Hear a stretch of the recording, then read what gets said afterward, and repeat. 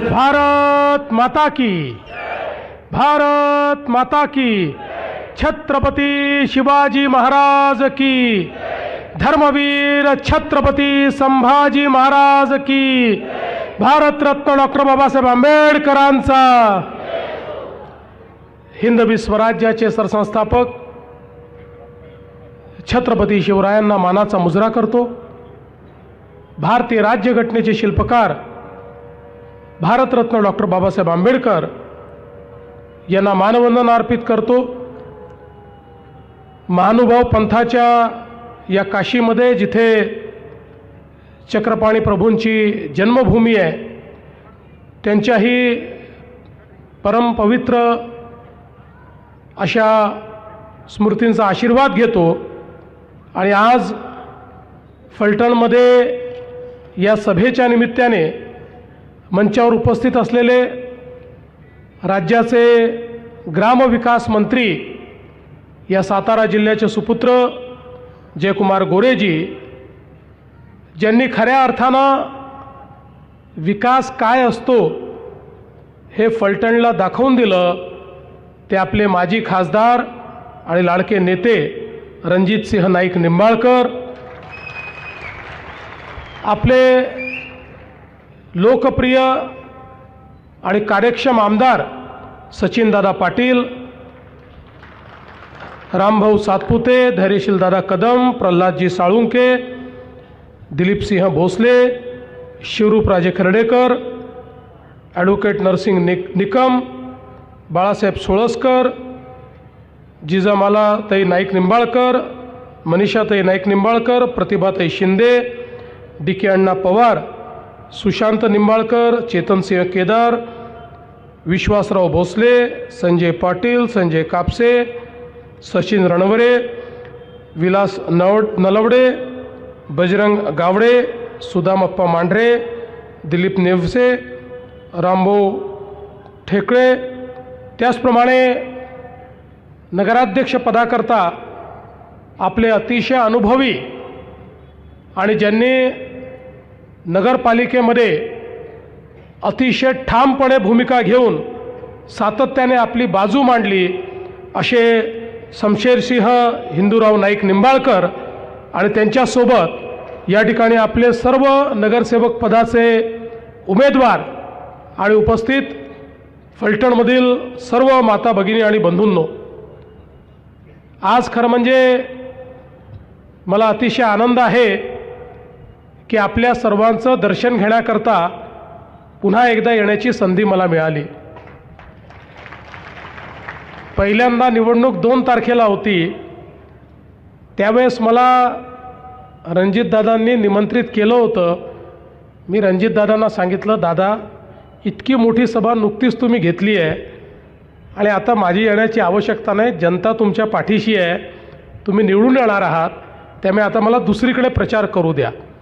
पण मला असं वाटतं की कुठेतरी दादांच्या मनामध्ये होतंच की मी आलंच पाहिजे, त्यामुळे निवडणूक पुढे गेली, 2 तारखेची निवडणूक 20 तारखेला गेली आणि मलाही अतिशय आनंद आहे की आपल्या सगळ्यांच्या दर्शनाकरता मी आलो। कारण ज्या ज्यावेळी मी इथे येतो त्या त्यावेळी फलटणकरांचा आशीर्वाद हा भारतीय जनता पार्टी राष्ट्रवादी युतीला मिळतोच आणि म्हणून मला आज या गोष्टीचा आनंद आहे। खरं म्हणजे नगरपालिकेच्या निवडणुकीच्या निमित्ताने आज आपण सगळे लोक या ठिकाणी एकत्रित आलो आहोत, ते पुढच्या 5 वर्षामध्ये आपल्या शहराचं आपल्याला नेमकी काय प्रगती करायची आहे याचा विचार करण्याकरता आलो।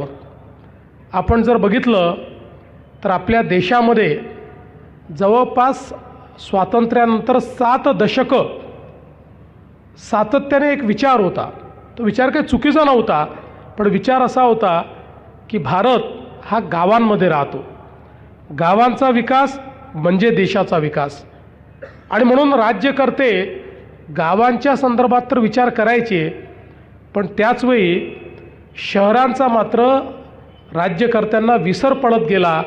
शहरातील लोक राहतात, अन्न, वस्त्र, निवारा, शिक्षण, आरोग्य, रोजगार या सगळ्या मूलभूत गोष्टी शहरांमध्येही गरजेच्या आहेत, आणि आपली शहरं चांगली झाली पाहिजेत याकरता कोणत्याही चांगल्या योजना या शहरांकरता तयार झाल्या नाहीत.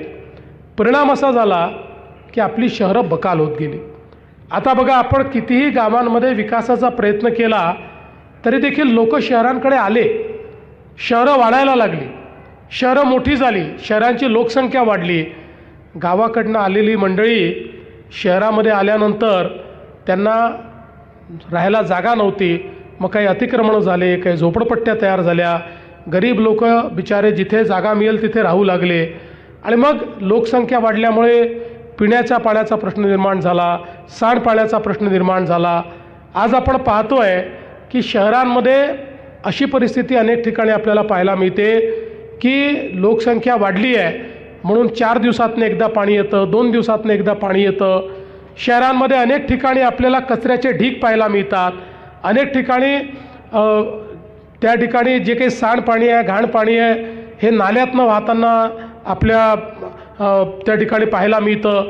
त्यातनं मच्छर, त्यातनं घाण, त्यातनं वास, आणि मग तेच पाणी आपल्या नदीमध्ये, आपल्या तलावांमध्ये त्या ठिकाणी जाऊन, आपल्या विहिरींमध्ये जाऊन, आत्ता जसं दादा सांगत होते की आपल्या बाणगंगेमध्ये देखील तेच सगळं घाणेरडं पाणी जातं आणि त्यातनं आपले पाण्याचे स्रोत हे पूर्णपणे खराब झालेले आपल्याला पाहायला मिळतात.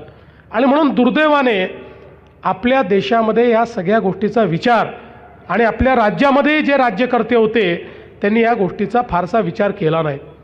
2014ला ज्यावेळी माननीय मोदी साहेब देशाचे प्रधानमंत्री झाले त्या मोदी साहेबांनी सांगितलं की भारत हा जसा गावांमध्ये राहतो तसा भारत शहरांमध्ये राहतो. मोदी साहेब असं म्हणाले की देशाच्या GDPच्या 65% GDP हा शहरामध्ये तयार होतो. वस्तू आणि सेवांची निर्मिती, रोजगाराची निर्मिती ही शहरांमध्ये होते. म्हणून लोक शहरांकडे आकृष्ट होतात.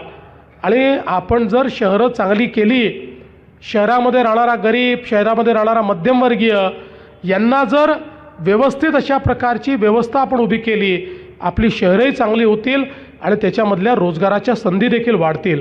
आणि म्हणून पहिल्यांदा आपल्या देशामध्ये केंद्र सरकारच्या माध्यमातून शहरांचा विचार करत स्मार्ट सिटीची योजना, अटल अमृत शहरांची योजना, स्वच्छ भारत शहरी मिशन, प्रधानमंत्री आवास योजना शहरी मिशन, असे अनेक, हर घर जल शहरी मिशन, अशा अनेक योजना या ठिकाणी माननीय मोदीजींनी सुरू केल्या.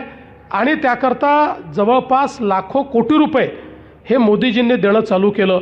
त्याचवेळी आपल्या आशीर्वादाने महाराष्ट्रातही आपलं सरकार आलं आणि आपणही महाराष्ट्राच्या योजना त्याच्याशी सारख्या योजना तयार करून त्या माध्यमातून मोठ्या प्रमाणात शहरांमध्ये परिवर्तन झालं पाहिजे हा प्रयत्न आपण सुरू केला.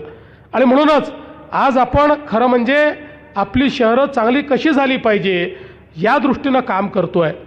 आज मी तुमच्याकडे जे आलो आहे ते हेच मागण्याकरता आलो आहे की मोदीजींनी लाखो कोटी रुपये दिले, मी हजारो कोटी रुपये दिले, पण या ठिकाणी जर काम करण्याकरता जे उपकरण आहे ती नगरपालिका आहे.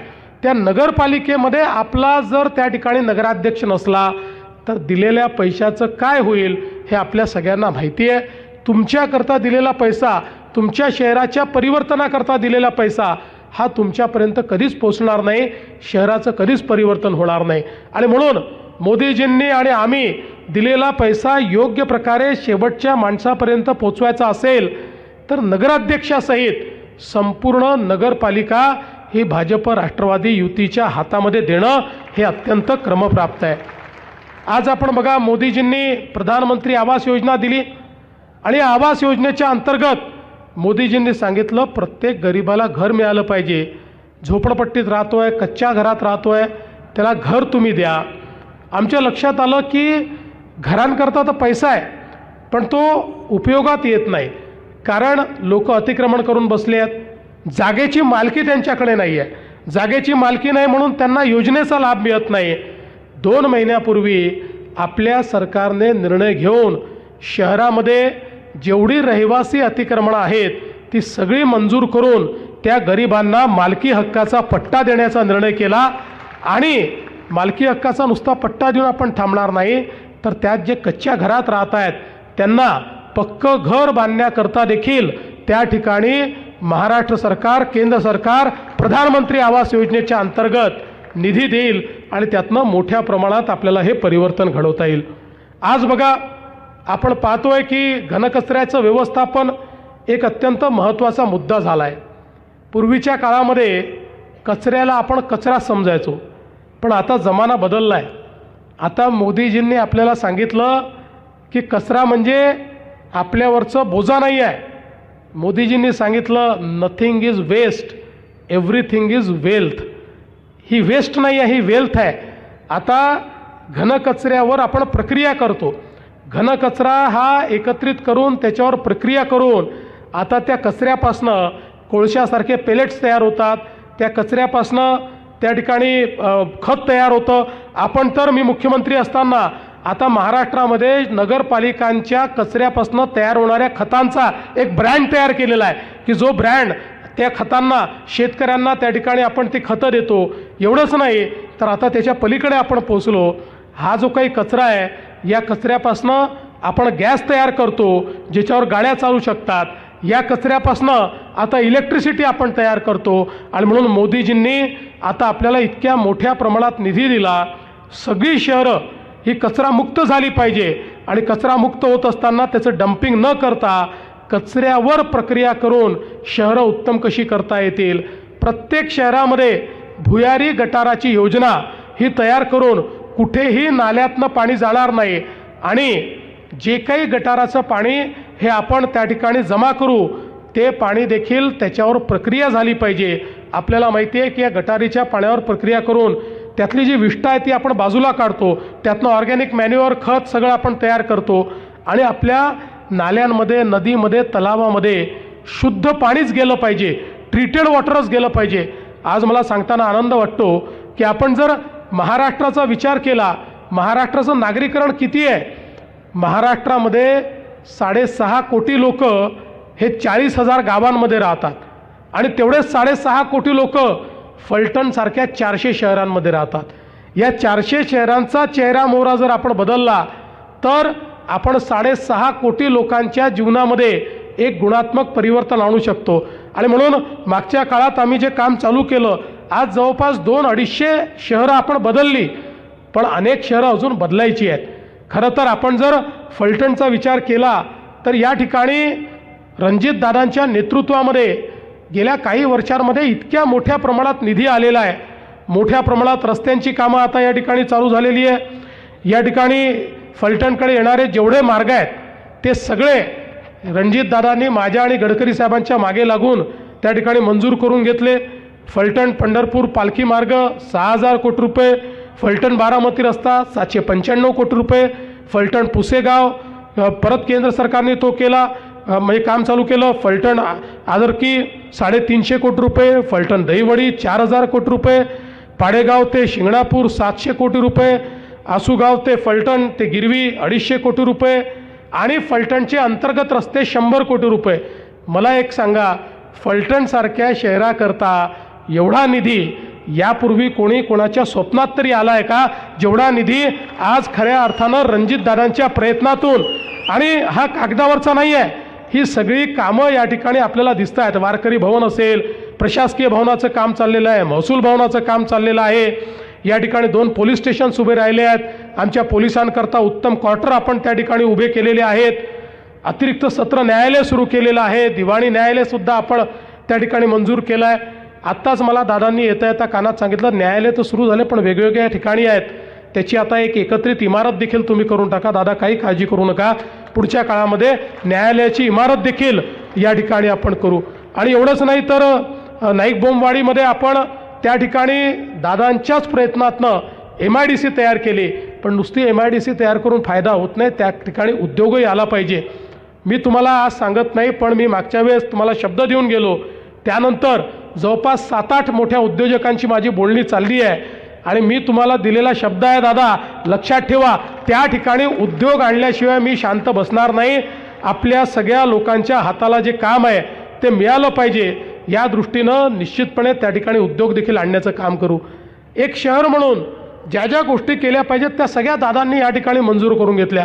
क्रीडांगण असेल, जलतरण तलाव असेल, आधुनिक जिम असेल, अभ्यासिका असेल, नानानाईक पार्क असेल, तारांगण असेल, नाट्यगृह असेल, या सगळ्या गोष्टी वेगवेगळ्या स्तरांवर त्याची मंजुरी ही दादांनी आणि आपल्या आमदार साहेबांनी मिळवली आणि त्यामुळे आज मोठ्या प्रमाणात या ठिकाणी शहराला शहराचा चेहरा, कारण शेवटी इतकं महत्त्वाचं शहर आहे, इतकं ऐतिहासिक शहर आहे, छत्रपती शिवरायांच्या इतिहासाशी तर जोडलेलंच आहे, पण प्रभू श्रीरामांच्या इतिहासाशी जोडलेलं शहर आहे आणि म्हणून अशा प्रकारचं हे शहर, या शहरामध्ये मोठं परिवर्तन झालं पाहिजे, शहर शहरासारखं वाटलं पाहिजे, या दृष्टीनं खऱ्या अर्थानं ही सगळी कामं करण्याचा प्रयत्न आपण करतो आहे.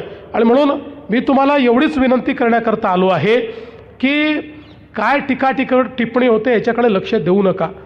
मी तर खरं म्हणजे मलाही या गोष्टीचं अतिशय दुःख आहे की एक आपली माऊली संपदाताई मुंडे डॉक्टर या बिचाऱ्या, त्यांनी एका विशिष्ट परिस्थितीमध्ये आपलं जीवन संपवलं. त्या कोणाकडनं प्रताडित होत्या ते सगळं आता तपासात बाहेर आलेलं आहे.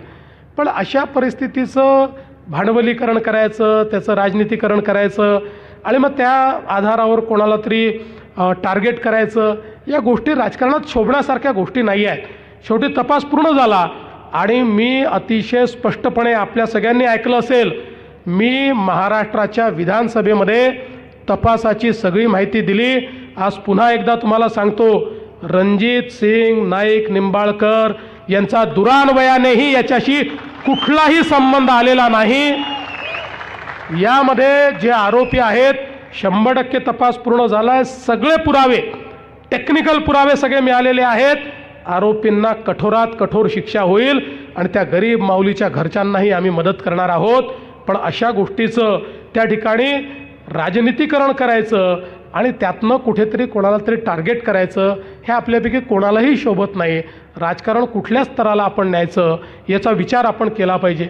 आपण बघा, आता इतके दिवस झाले नगरपालिकेच्या निवडणुका चालल्या आहेत. नगरपालिकेच्या निवडणुकीत आता तरी दुसरा टप्पा आहे. पहिल्या टप्प्यातही माझ्या 42 सभा झाल्या. सगळ्या शहरांमध्ये मी गेलो, कुठल्याही शहरात मी कोणावर टीका केली नाही, उमेदवारावर केली नाही, नेत्यावर केली नाही, पक्षावर केली नाही, कोणावर टीका केली नाही. कारण माझं म्हणणं स्पष्ट आहे, माझ्याकडे विकासाचा कार्यक्रम आहे. विकासाचा कार्यक्रम असताना मला टीका करायची गरज काय आहे? मी जे करून दाखवलं आहे ते मी बोलतो, जे करणार आहे ते मी बोलतो.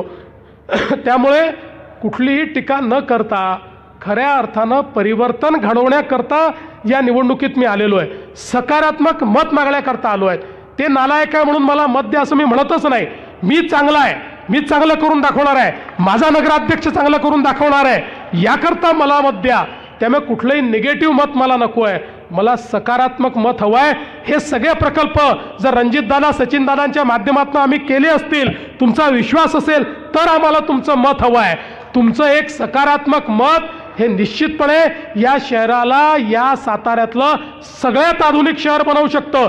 कारण आता ज्या प्रकारची कामं रणजितदादांनी घेतली आहेत, जे विजन त्यांच्याकडे आहे आणि शमशेरदादांसारखा ज्याला या ठिकाणी नगरपालिका काय समजतं, विरोधी पक्षनेता म्हणून काम करत असताना खऱ्या अर्थानं त्यांनी आपले प्रश्न मांडलेले आहेत.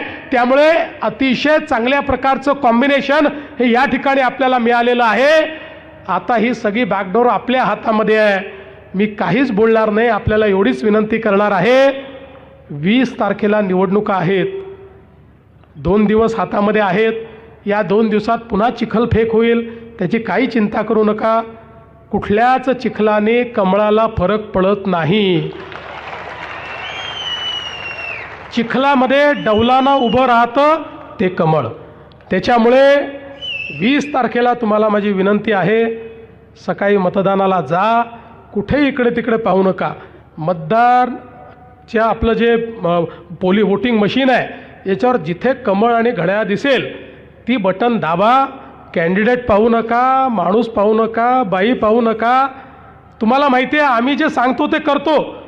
आपण बघा, ज्यावेळेस आपल्या आशीर्वादानं एक प्रचंड मोठा विजय आम्हाला मिळाला आणि हा विजय मिळाल्यानंतर 232 जागा निवडून आल्या, ऐतिहासिक न भूतो.